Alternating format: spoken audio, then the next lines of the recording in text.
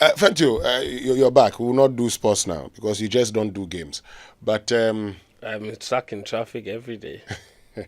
yes, So I'm not even interested in doing sports right now. no, no, no. All of us. I mean, one of the things when you're going home, particularly when we are going, because the time we come to work, Yeah, we don't experience that. But when we are going home, it's such a pain. it is. You It know, is. you're stuck in traffic, and on days that I stay in the office till 5 p.m. Yeah. Oh my goodness. I'm very glad that this whole airline thing has been withdrawn because when you listen to a lot of the people who were justifying the airline until the withdrawal, you could see one theme was beginning to emerge that it was very self-serving in nature. In none of those conversations or justifications did they ever make it seem like any of why they wanted to be escaping and use the sirens to escape the traffic was to serve the interests of the people. It was more about themselves. I have to go to a funeral. I have to go to 3 events in the same day. I have to go to 4 events in the same day. Or I'm stuck in traffic. I have to go for a certain meeting. What about the people? What about the people?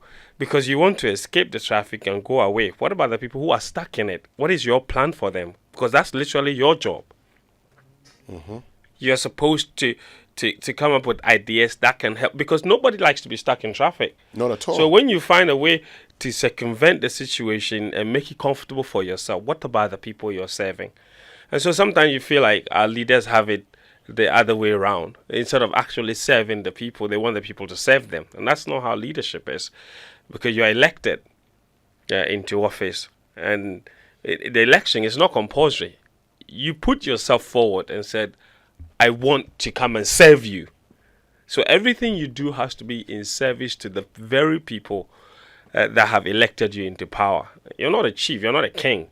So the people are not to be worshiping you. So we have the leadership thing. And so I found it very, very strange that a lot of the people that were justifying it, none of them actually made a very compelling point that suggested that this was in the interest of the public. It was more in the interest of the very people who are making these laws at the expense of the people that are supposed to be serving.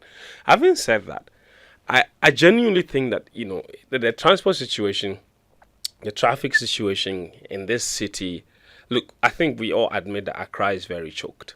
We've spoken about it, not just in terms of transport, but also in terms of housing, in terms of social amenities. Lots of things are under pressure, even water, electricity.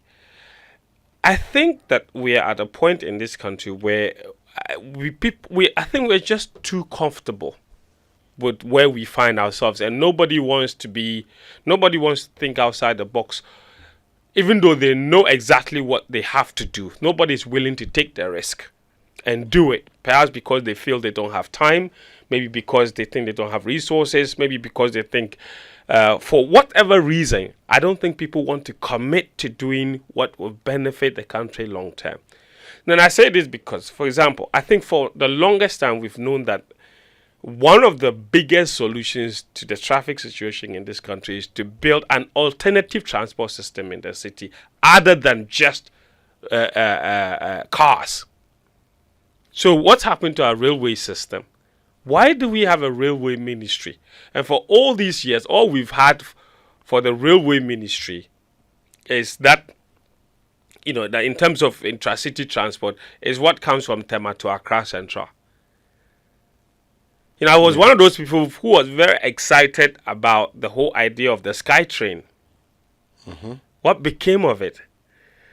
So, there are times, so I actually think our leaders know exactly what the right thing to do is. I don't doubt that. A lot of them have gone to Ivy League schools. They have big degrees. So they know exactly what they need to do. Why aren't they doing it? And for me, I think that's always the biggest disappointment when I think about where this country is headed. And even when they have started things that were supposed to lead to, solving the problems, we somehow found ways to run it down. You were talking about the BRT system. Yeah. Instead of maybe working to improve it, somehow we've managed to run it to the ground. Even the Ayalolo bus system is no longer effective. And I have seen Ayalolo buses stuck in traffic as well. It's not supposed to be like that. It's supposed to give people the better option. It's supposed to encourage people to leave their cars at home and join the buses. But if you leave your car at home and you join an Ayalolo bus, you are stuck in traffic as well. There literally is no advantage for that, And it's entirely possible because it requires sacrifice. It's like nobody wants to sacrifice and think long term. And even away from the intracity transport, one of the other things that can actually help this country a lot is if we had a very effective railway system that connected to other parts of the country. So let's say if we had an effective train system that goes to Koforidua, or one that goes to, other parts of the other surrounding cities around Accra, there will be lots of people who will not necessarily want to live in Accra. And that has an impact in the cost of land, in the cost of rent in Accra.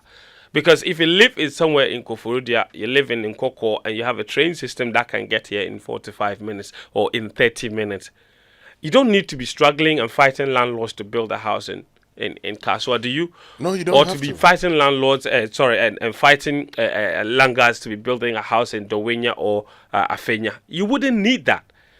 Because then you know that you can get a cheaper land out in the outskirts of Accra and still be able to find effective means to come to Accra to work without having any problems. But because everybody wants to live in Accra, because it's closer and there's no way of coming here for work if you live outside of Accra, it becomes a problem. Go to the big cities around the world.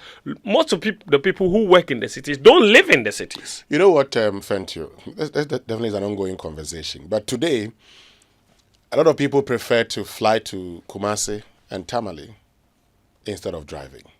For people who want to get into Kumasi, who can afford, what they say is that even the traffic is enough grounds for them not wanting to drive.